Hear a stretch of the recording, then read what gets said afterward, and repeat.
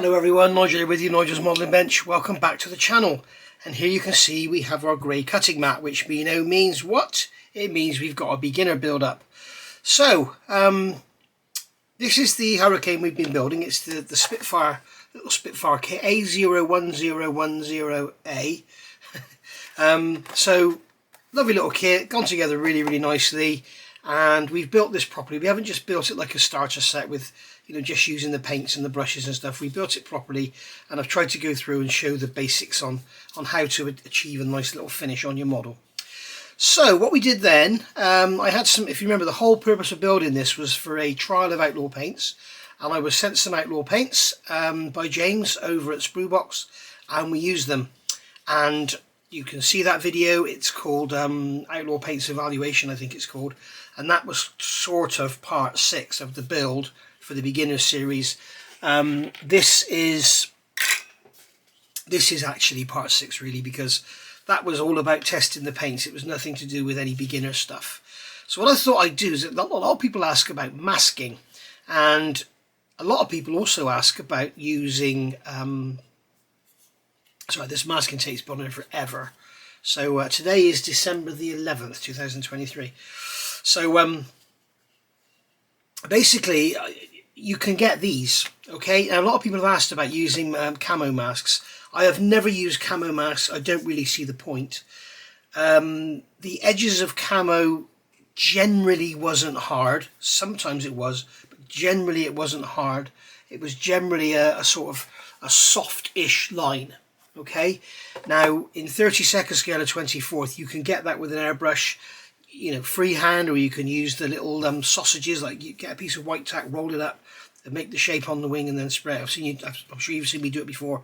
In fact, I actually did it when I did the Outlaw Paints one. So, and you can actually still see underneath this paint, you can still see a mark where the camouflage was. So if you remember, I said that Outlaw Paint is quite heavy, it goes on quite heavy, and you can see it under there. So what I did, I sort of messed up the sausage bit because I was concentrating so much on using the paint and not actually what I was doing. I kind of messed up the sausages bit.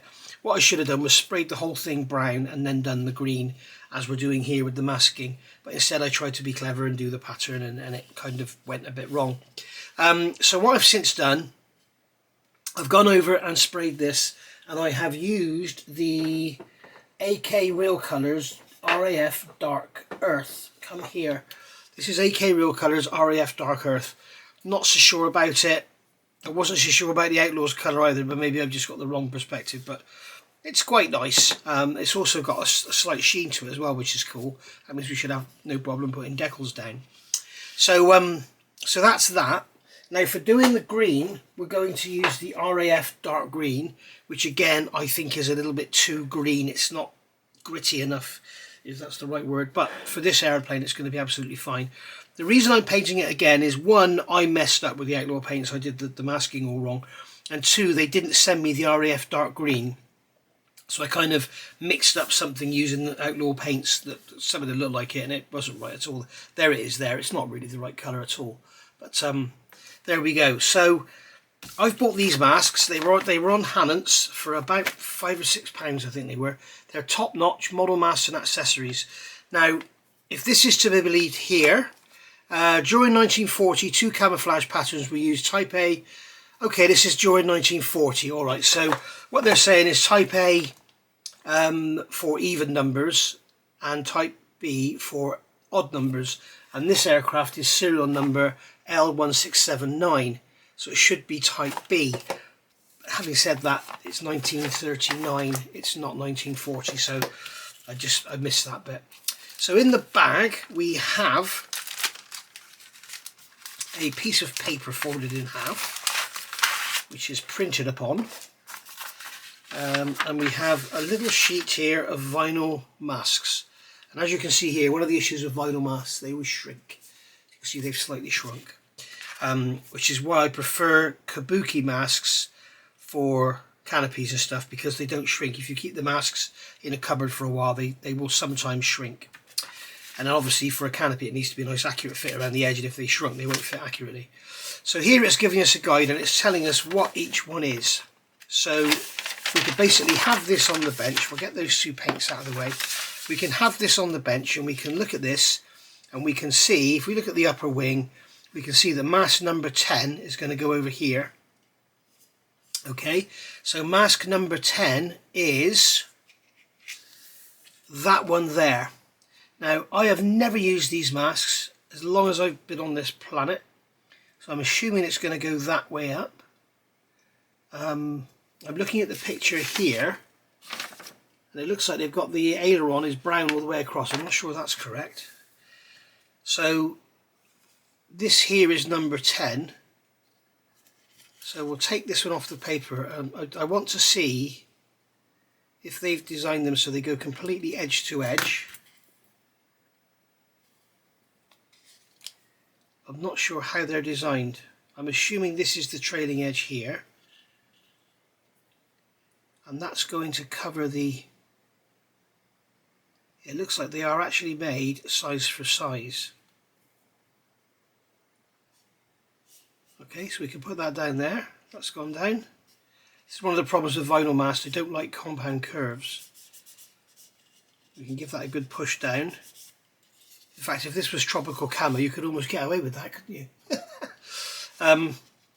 So there we are. And what I'm going to do here is just grab a cotton bud and just push the mask down, just to make sure we don't have any loose edges on there. I'm going from the mask out, okay? And then on this trailing edge here, I'm going to grab a piece of masking tape and another piece of masking tape, and I'm going to cut this end off nice and clean. I'm going to cut that end off nice and clean. We'll get rid of those bits there. Go away. Go away. And what we will do is we will just lift these corners up and we will put this one here just to make sure we don't get anything going over the edge. Okay, so that one's going to go there, and then that one is going to go... I may have cut that too long.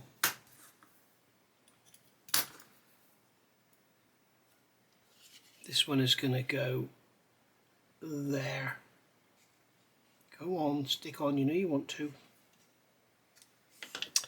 In fact, I'm going to cut that at an angle similar to what it's got on there. And that will work out a lot better. So there we go. Right, so that's that done. Now the leading edge, I'm going to do the same. And this is just because the mask is made size for size, so we may get a little bit of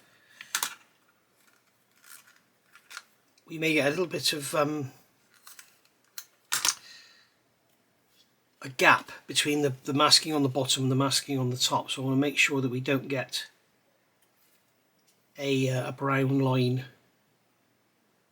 or a green line should I say, so we'll have like brown, green and then the undercolour, because that's what will happen. So that's just making sure the leading and trailing edges are done. Right, so that's that one done. And then the next one here is number 9.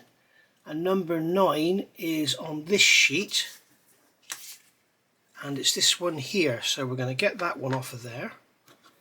So we just get the knife under, flick that up. So this one here, this is the leading edge. And this goes from just over the, just covers the landing light, so that's going to go, it's nothing like the drawing. You can see here they've got this one here, it's going in like that, and it's the actual mask itself. This is number 9, isn't it? Yeah. It's actually, if we go from the edge of the landing light, it completely covers the guns. So I'm just hoping the masks are correct and the drawing is wrong. But then on this it doesn't really matter, does it? Okay, so here's a good one to show you. This is a really good one to show you.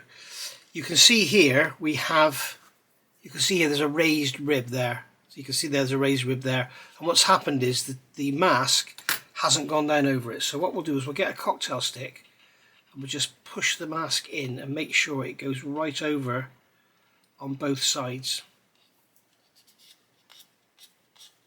Okay,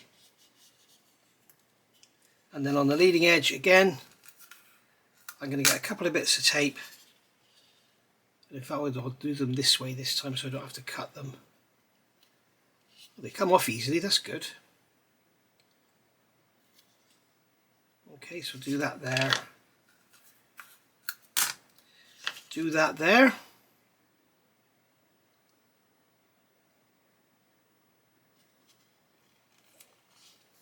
And then a little piece in the middle, just to make sure we don't get any gaps, as I say. So there we are, that's that done. And then what we'll do is just before we paint, we will actually make sure we push that down in, because it's, as you can see, it keeps wanting to lift up. The other thing you can do is come in with a sharp knife and just split the mask open, push it down, make sure it stays down, and get a little piece of masking tape. We'll cut it to a kind of a tiny little thing that's similar in shape. So what we want to do is get the edge, and then we can get this and we can put that on there like so.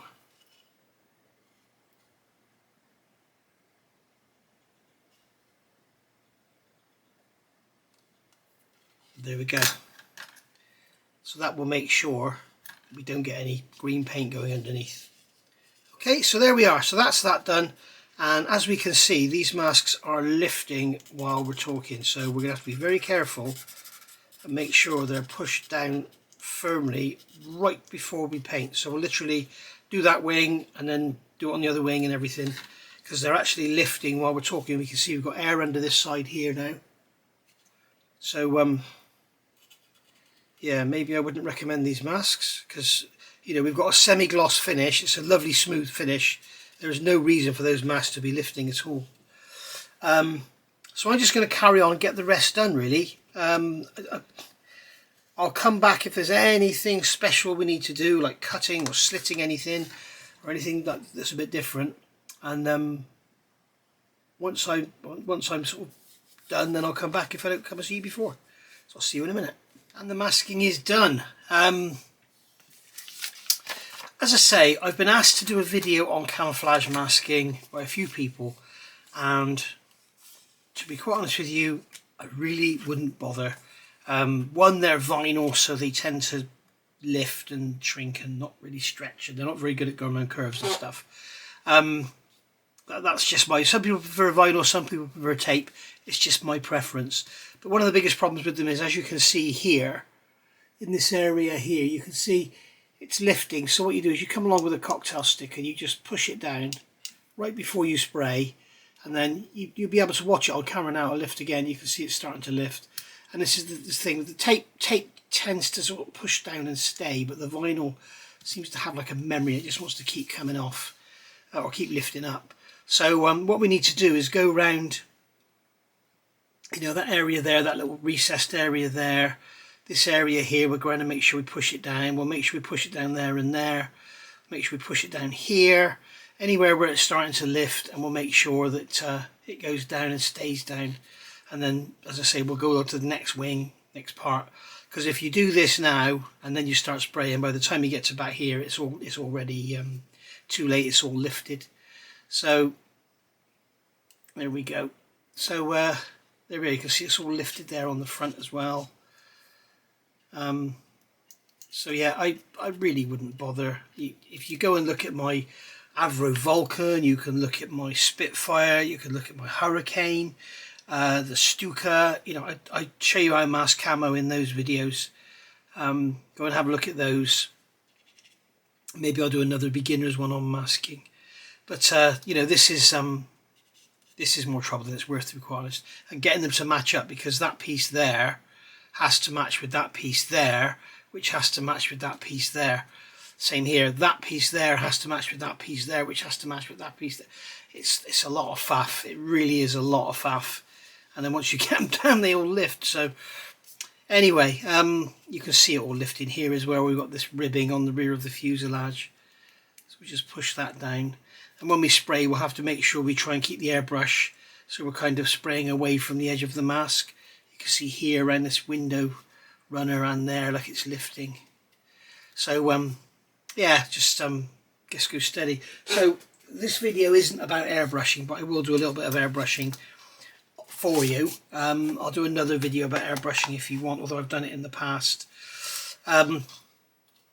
So I've basically got my AK Real Colours, what's the number, 286, and this is RAF dark green. I don't think it's the right colour, but hey ho. And I've got it mixed roughly sort of 40% paint to 60% thinners, and I've got Mr. Colour levelling thinner. I do have AK's own Real Colour thinner, but what I find is with AK paints, when I mix them with the levelling thinner, you do get a nice sort of hard finish, which is going to be great for decals.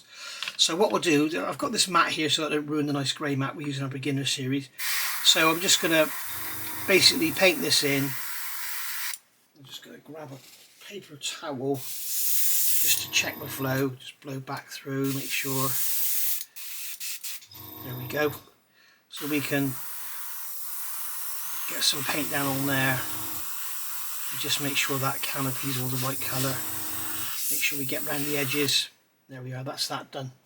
Right, so that's that done out of the way. And also the top of this, because on this aircraft the whole rudder has a big fin flash on it, not like this one here. I see in 1940 they changed to this style. This one's got the whole rudder painted, so that's why I haven't painted the rudder, and that's why you can see the masks here are hanging off and making the shape of the rudder. So if we do this tail section first, what I'm going to do is make sure we've got the mask pushed down. So where's my cocktail stick gone? There, it's hiding. So we'll make sure we've got the mask pushed down there. You see it's all lifted there, look, it's all lifted on that leading edge. No, they're just not. It's also quite thick. These aren't as nice as the DN models masks, I don't think. So there we go. So just, yes, we're getting a bit of tip dry, it's clogging the airbrush. So I'm just going to lightly paint this, and what I'm going to do is just dust the paint on rather than try and flood it, because we don't want to get the paint creeping under the mask. So if you just lightly dust the paint on, like so, don't flood it, and we should be good to go. And then we can also do the top of the elevator and the tailplane and the elevator, should I say. As you can see, I'm just dusting the paint on perpendicular to the mask rather than trying to blow paint under it. And then we can come along to this side, make sure our mask is down all the way around. Same here, make sure this one is down. And then we can, once again, perpendicular to the mask, just like so.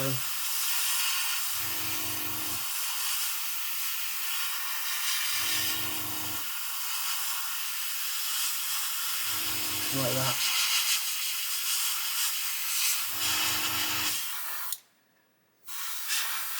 The leading edge. And there we are. That's the back end done. So we'll make sure this mask is down here, and all this is down here. You can see it's, I mean, I pushed that down, didn't I, about 3 minutes ago, and it's all lifted again already. And that is the problem. That is where they're a pain. So we'll just dust that in there.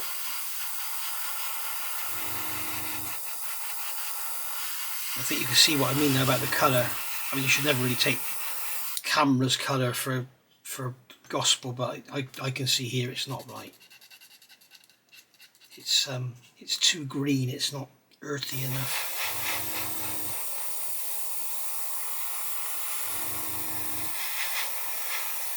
That's just to my eye, you know, it's just my opinion. we've had this discussion on countless occasions, on live streams and stuff. You know, there was a colour code, there was a spec for the paint, but I can assure you they wouldn't have stopped production of Hurricanes just because they didn't have the right shade of green. No way. Again, we can push these masks in here, make sure this is all in nice and tight. Again, here you see we've got the area raised there, and here, and here. And I think I started saying earlier on, you wouldn't have a hard edge camo, I don't think. I think some of the early Hurricanes actually did. I don't think generally Spitfires and Hurricanes had hard edge camo. Just check your references and see what period you're working at. Make sure your references are good as well, because there are some bad bits of information out there which are just garbage. But yeah, with a 70-second scale, even if you didn't have a totally hard edge camo, it would still look hard edge in 1/72 scale, because a soft edge would be ridiculous. So I'm just going to paint that area there before that mask lifts again. There we go. Just blowing along the leading edge. And come across the top of the wing, again staying perpendicular to the mask.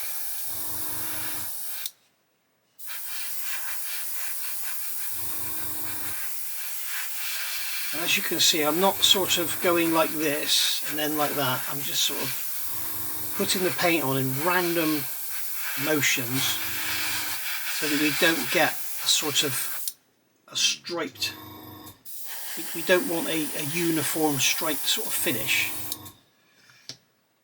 That's come up again already.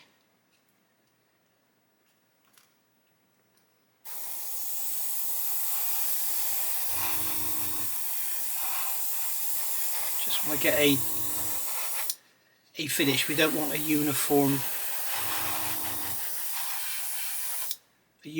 sort of striped surface on there.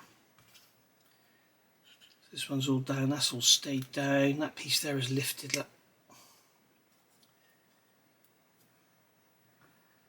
Do that there first. There we go, dust that in.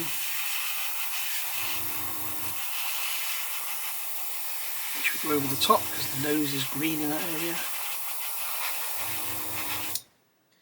There we are.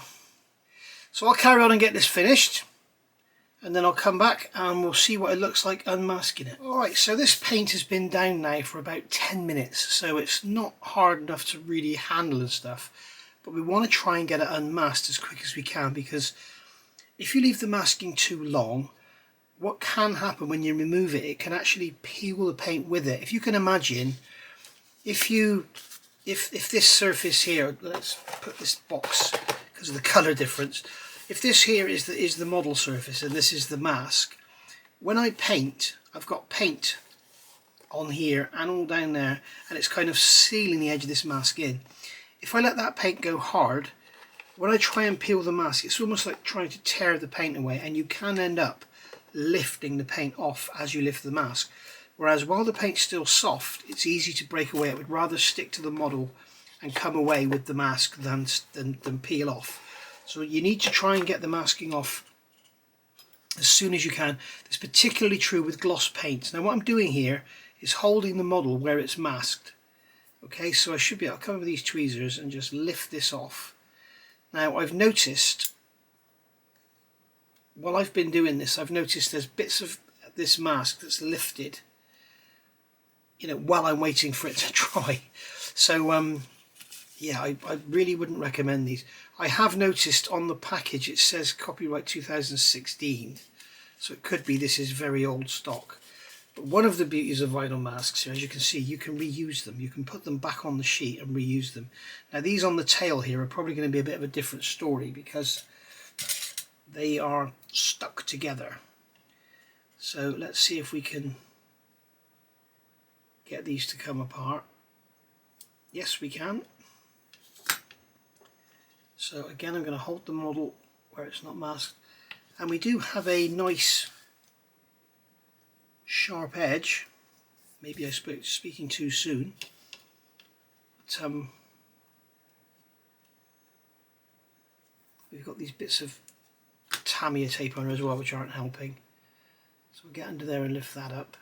Be very careful when you're using knives and stuff, because you can slip and scratch the paint quite easily. There we go. So get that away from there.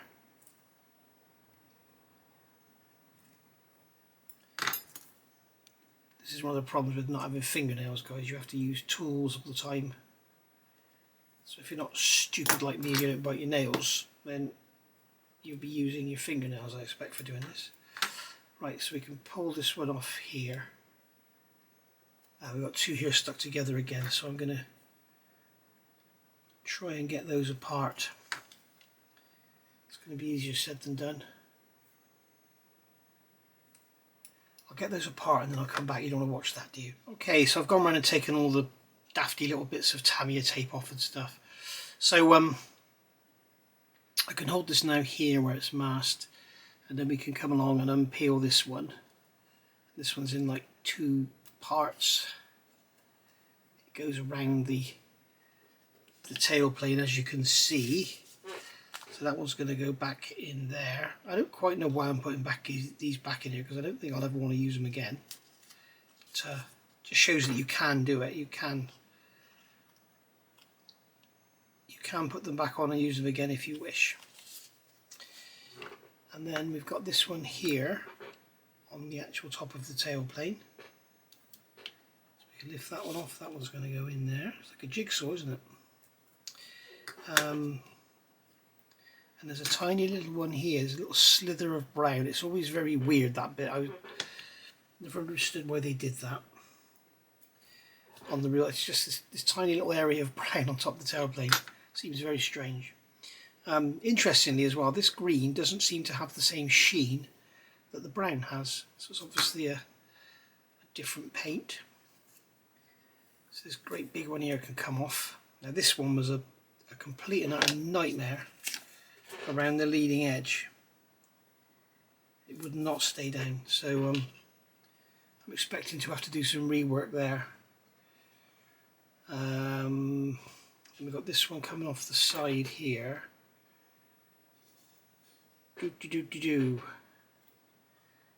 That one's wrapped right under there. Let's get a knife on it.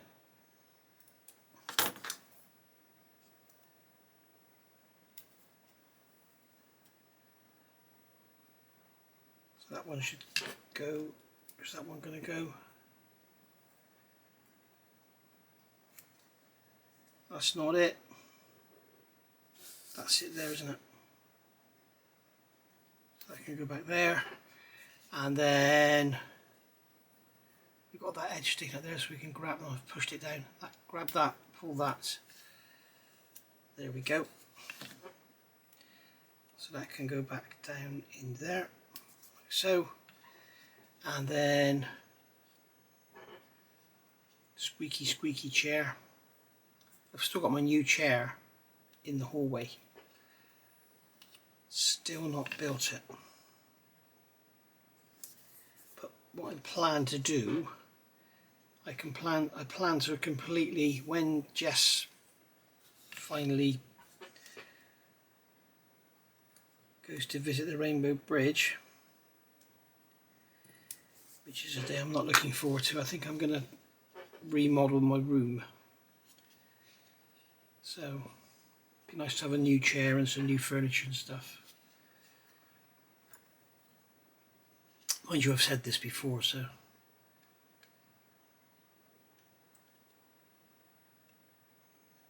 only leaving the camera on because a lot of people love to watch unmaskings. So that one's going to go there, like so. And I'm handling this very, very lightly, guys. I'm I'm not sort of holding it in my hand, it's just resting in the fingers. Where are we going to get this one from? I don't really want to go sticking a knife under it there. Sort of everywhere I go, it's part of the model.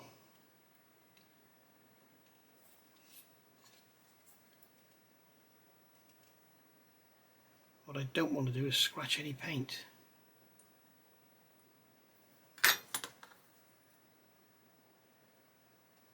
Where's that light? If I put it over if I peel it where the landing light is, then I can't scratch any brown paint, can I? There we go.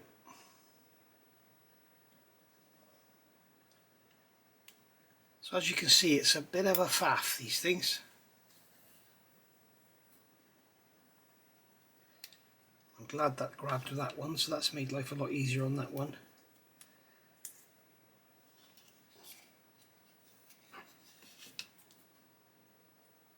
There we go. And that's, no, it's not. I thought that was it. It's not. We've got this one here to go.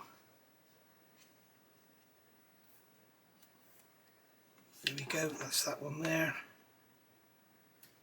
Where's that little bit there? That's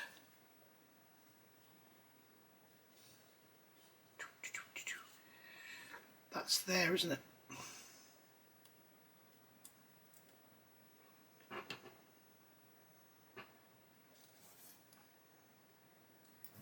So there we are. There is our hurricane. Using the masking sheet, we've actually managed to get our camouflage down. And hopefully you can see there what I mean about this green and brown. It looks a little toy-like, doesn't it? It looks a little bit like an Airfix Spitfire or something. It looks a bit toyish. So notice I'm not even taking any masking off yet, because we may want to come in and do clear coats for the decals, because I was hoping it was going to go down a lot nicer than that. But I think really we need to do a clear coat, so we'll do that for some decals, and then we'll go from there. But there's the main masking done, so I can put that away. In fact, I'll just put them in the bin because I'm not going to ever use them again, and that can go in the recycling. And I've gained a nice Ziploc bag out of it. So there we are. So that's that done. We've done the canopy as well, as you know, so that can go on. We've still got that masked up. That's going to be a little bit difficult to masking tape off because it's been on there for so long. We've got the whole underside as well, which actually we can unmask now. So if you like unmasking, here's a little bonus. And this has been on here a long time, so we may well see some peeling. I'm trying to hold the brown bits.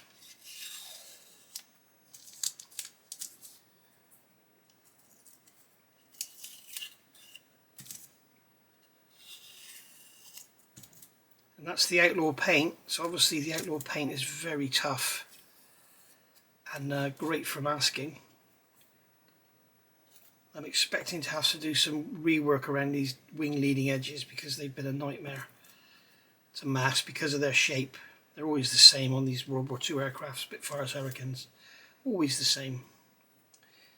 I need to try and get under that tape without scratching anything. Just get an edge to come up. This is the problem leaving it on such a long time. There we go. And then in here we can come and grab that tape there. That paint has really gone down well because it's not, nothing has lifted at all. So we need to get under here and remove the masking from our tail plane. And I thought I'd scratched it then. I hadn't, it was a gap. Let's get my knife. Try and get into that gap and just lift it.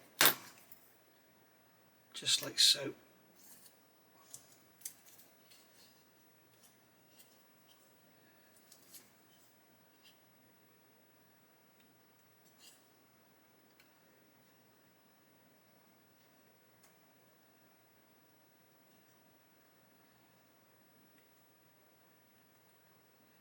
we go. Right. That's that. So there is our Hurricane in 39 colours. So very happy with how that's come out. Not really happy about the brown and green, but that's just me. Yeah, a little bit of a touch-up required there on that leading edge there, which I can do with a brush. We've also got a bit of a touch-up to do there. Oh no, that's residue from the masking tape. That's weird. That is weird. I thought that was paint on there, but it was paint from the glue of the masking tape. So there we are. These things were never perfect anyway, so don't worry about perfection and stuff. And plus we'll come in and do a bit of weathering on it afterwards anyway. But there you can see our 1/72 scale Hurricane is looking fine and dandy. So what should we do next? Should we look at painting some details and get this model finished? Or should we get on with some decals and stuff and clear coats? Okay, we're back, and as you can see I've got some parts all ready to paint. Now we've got parts here still on the sprue. Some people cringe when you say about painting on the sprue, but when you look at this, if you look at these exhausts here, you can see that the outside here is clear and not attached to anything, so I can paint this. And where the sprue attachment points are is where I'm going to glue them onto the engine. So why on earth would I cut those off and then try and hold them, paint them, and try not to mark them when I'm holding them, when I can just leave them on there, paint them whatever colour I want, weather them, do whatever I need to do, and then just nip them off and glue them on. Job done. Same here. Now there was a piece going between here. Okay, so I've cut that off. I removed any sprue nibs or anything, and basically now it's ready to paint. The bits down here that are attached are actually two little legs that are going to go into the undercarriage base. So again, doesn't matter. The wheels. I'm going to paint the wheels silver, and then I'll paint the tyres black afterwards. So what I'll do is I'll do all the silver work on the sprue, and then when I cut the tyres off I can clean the seam up and paint the tyre. Here on the tail wheel. Tail wheel's attached there. I may as well do it on the sprue. Why try and hold something tiny when I can just leave it on the sprue? And the same here with these undercarriage legs. The undercarriage legs, this part here, where it's attached, lays flat into the roof of the undercarriage base. You're not going to see this side of them anyway. So, and if anything, you want to remove the paint to make them glue in better. So I've removed the sprue. There's a sprue attachment point there and there. I've removed them and cleaned them up. But leave them on the sprue. It's much easier than trying to hold small stuff.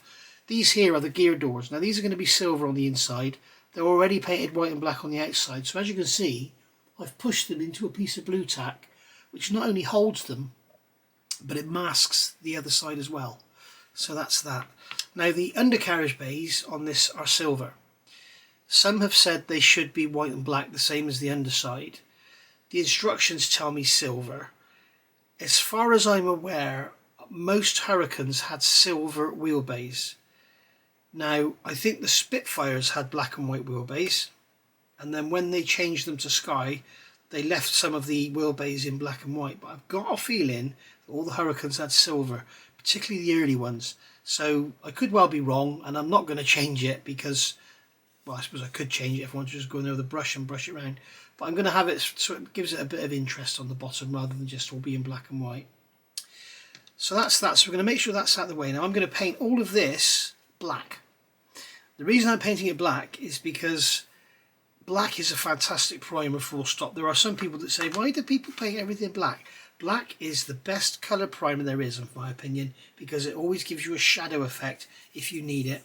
And also, I even use black underneath white. I use black primer under white because it gives the white some full body. So all we need to do is just come in and gently, this is Black Mister Surfacer. As you can see, I'm not flooding it, I'm just dusting it on.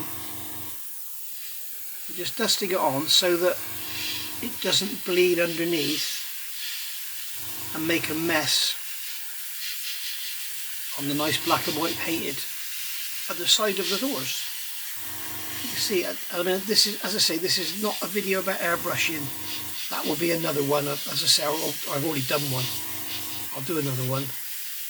The trouble is with airbrushing, whatever you say, whatever you do, there are a million people that are saying, no, you're doing that wrong, you should never do that, you should never do this, you should never do that. Everyone has their own way, and some people just can't accept that other people do it different than them. So I'll get on and get these parts painted, and then I'll come back and show you when I do a bit of silver. So the black's all done, as you can see. That's all ready for some silver paint. So I've got here Tamiya LP70, which is a gloss aluminium colour, which is great because it's really hard wearing, it's tough, and you can just put washes over it and stuff and it won't affect it. So we're going to gently just colour these in the silver colour. Probably airbrushed, backed up. I think the airbrush needs a good thorough clean. This is an issue you often get with metallics because they've got big pigments in there and they tend to dry up in the nozzle. So I'm trying to spray it light and it doesn't like it. It just wants to be painted normally, you know, not flooded on, but just painted normally. So that's that done. Do the tail wheel.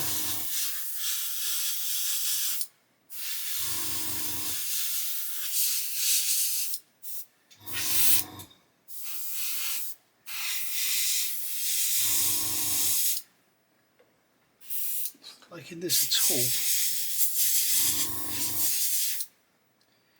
So that's that done, and then we've got these two little supports here. Put this wooden block underneath, and then I can prevent the mask, the board from getting covered in silver paint, and also I can blow the airbrush out from time to time.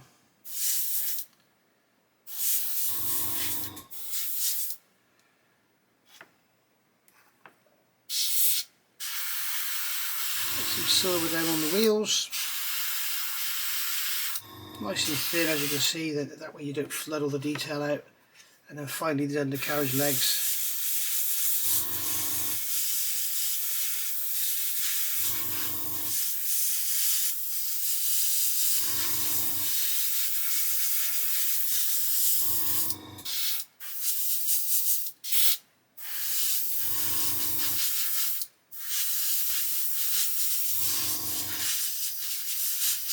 As I say, the reason it's clogging up is because I'm trying to spray it so finely.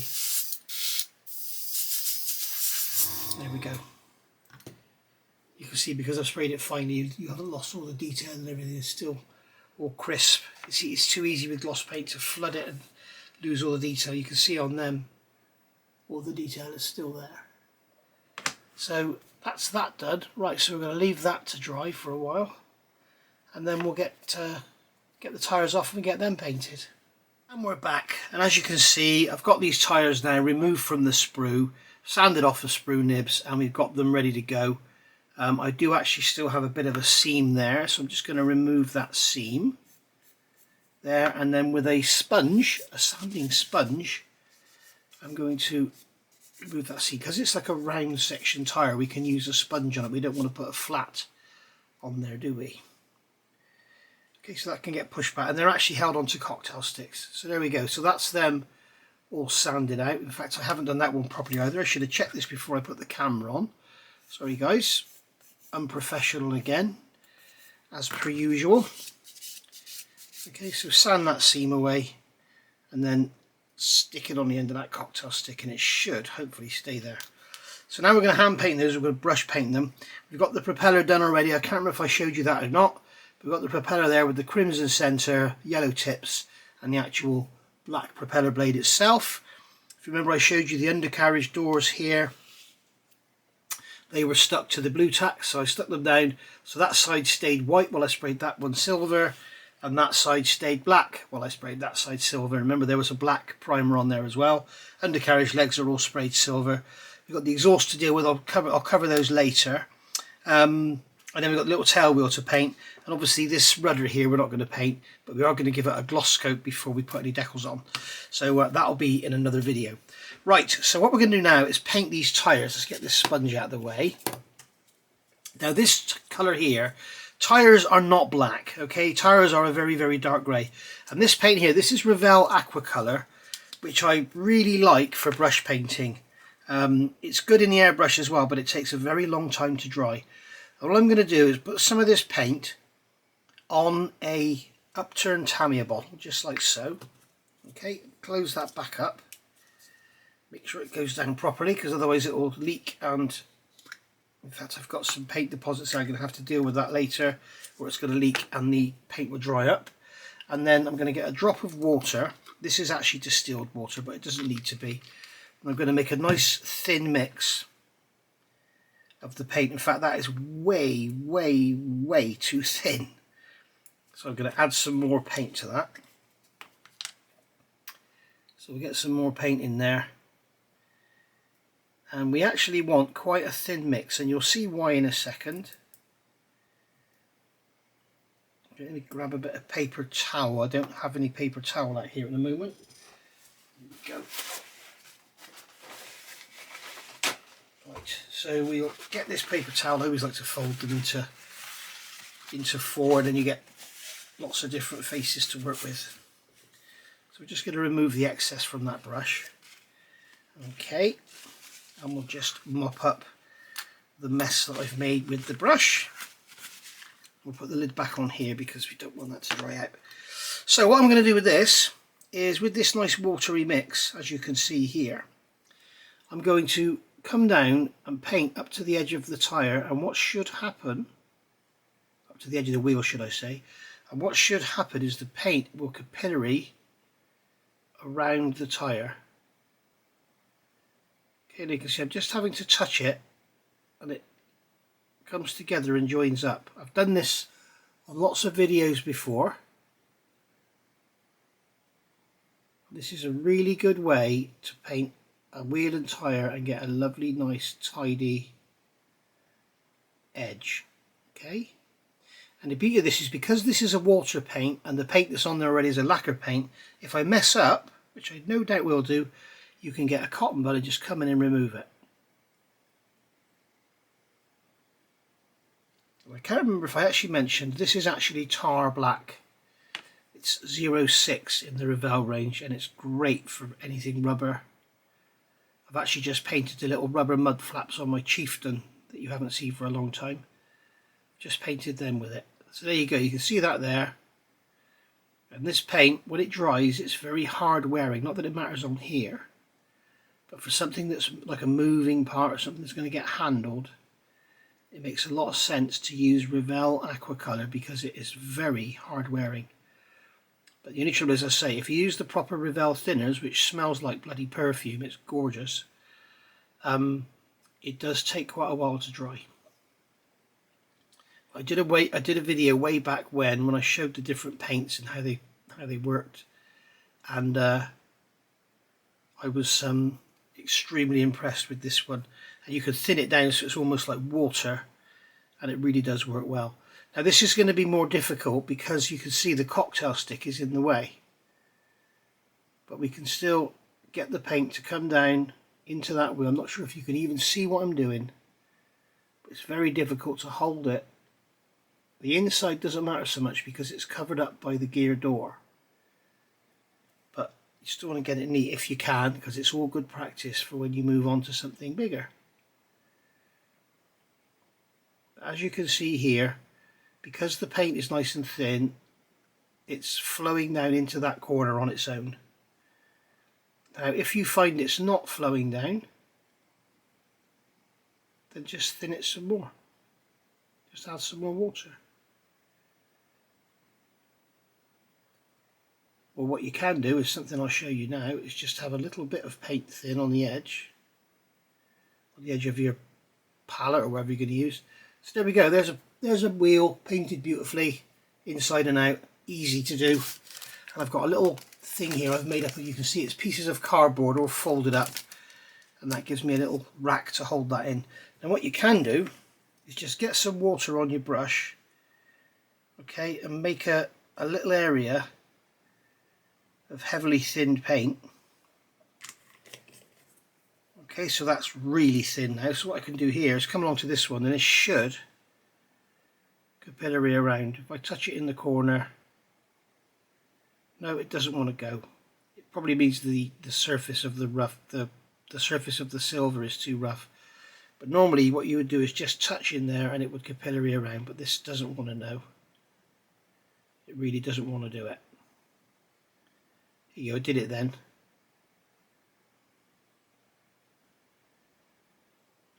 So there we are. And you can see here, because this paint is thinner, it's building up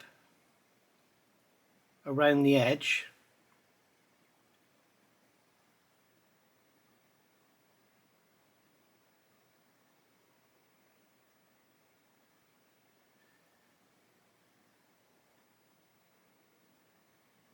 There you go, just like that. And as I say, if you mess it up, get some more of the thicker paint. If you mess it up, you just come with a cotton bud and take it all away.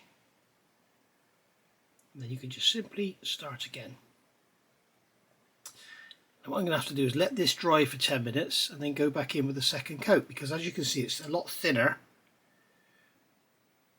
because I've got water in the brush and it's not covering in one coat, which is absolutely fine. It's better to do 3 or 4 thin coats than one thick one when you're brush painting, because it can it's the best way to stop you getting brush marks. Now you may be at the standard where you're brush painting everything, and I could cover that in another video. I guess I could build a model just by brush painting it.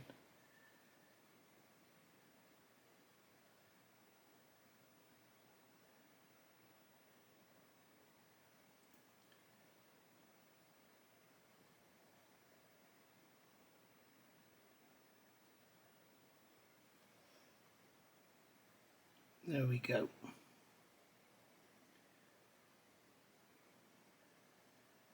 Just get in there, get that wheel painted.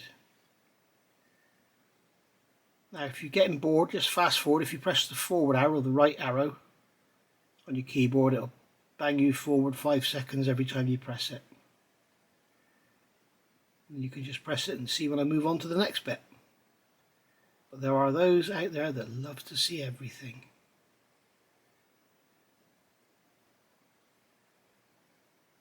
So there we go. We're nearly finished with this video now. This video has been all about painting. Now you can see now that on the front face is dry. So I can just come around now and just blend this into what's already there. There we are, that's that done. Just stand over there, and then I can do the tail wheel, and here we'll do the same again. Let the paint just run into all the edges. I've got a feel it's going to want to paint the whole wheel black here.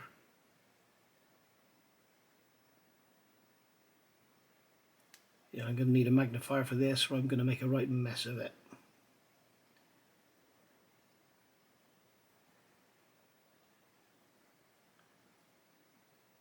So there we go, that's that all done.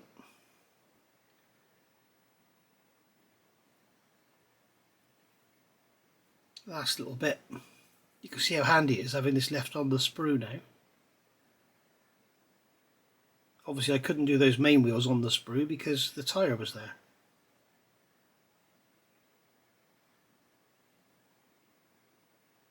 And there we are, that's the tail wheel done.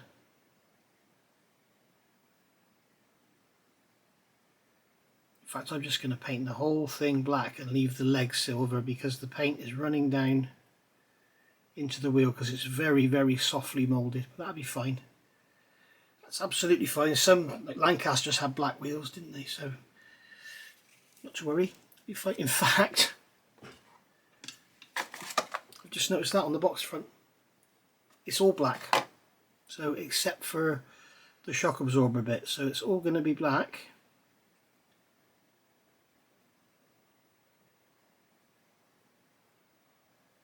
Except for the top of it.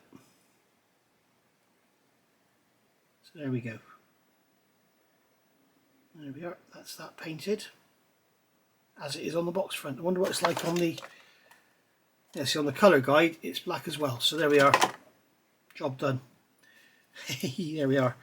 So that's all of that done. I'll get cleared up and then I'll come back and we'll get those exhausts painted. Okay, so to get these exhausts painted, I'm going to use a couple of little processes that will show you how to do them. Now, many people, or how to do them for a beginner if you like, many people do their exhaust rusty, and they don't tend to rust. They're generally made of Inconel, which doesn't rust. They have like a metallic sheen, but they do get this sort of burnt petrol, which can be like a brownish colour on them. So that's what you're seeing that makes you think it's rust. So what we can do is use products that are available to modelers that are easy for you to make as well. So I'll use the product that's available, but I'll tell you, this is a dry brush paint by Mk.1, and it's very, very good stuff. I do like it, but basically all it is silver paint. It's just a silver acrylic paint, okay?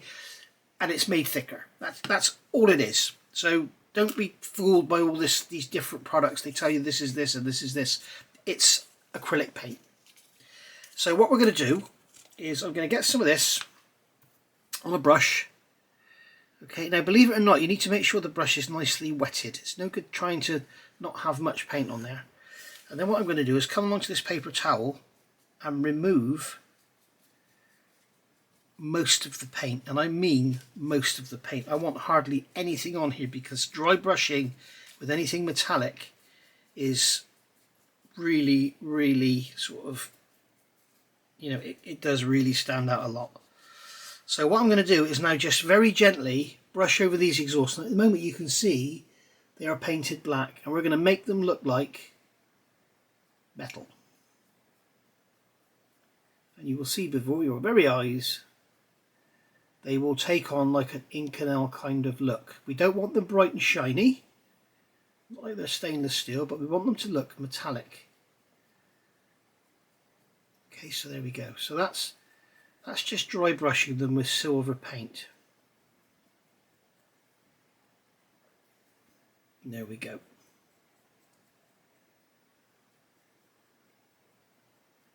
So what you could do is just leave them like that.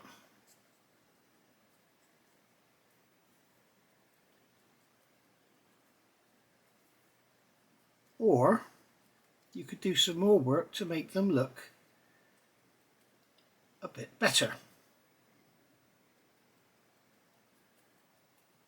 Right, now what we can do now is, if you want to remove some of that, we can go over the cotton bud and it takes away all the bits that are on the edges, and it takes away the sharp, shiny. You can see the difference now between that one and that one. That one hasn't got the sharp, shiny edges that this one has. Just go on there and just rub that away. Obviously you need to do it before it dries. And what we're doing, we're kind of polishing the matte black paint and removing the bright silver. So now, as you can see, the cotton bud is falling to bits.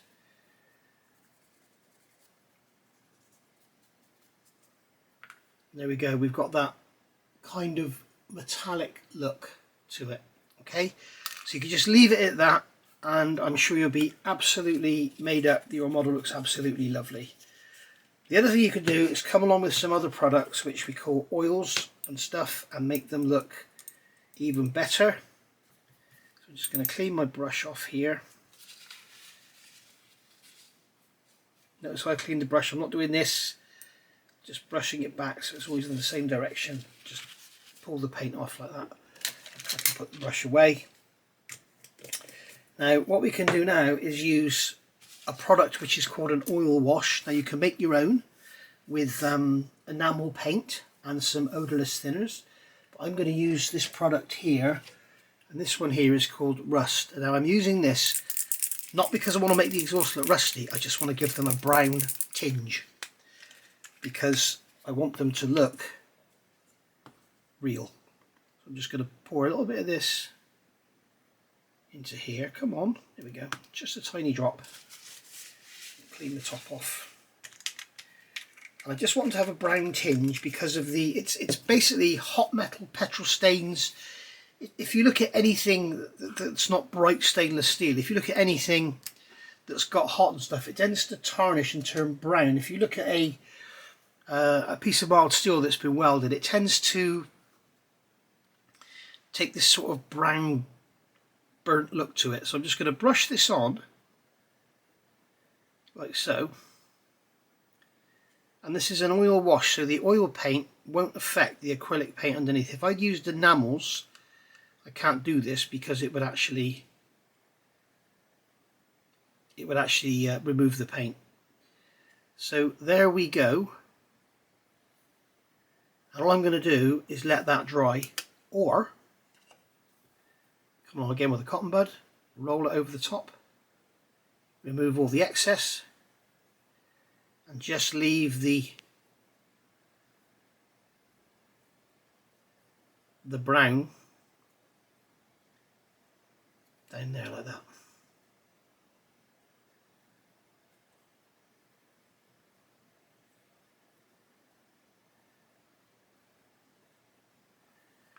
You can see now they've got that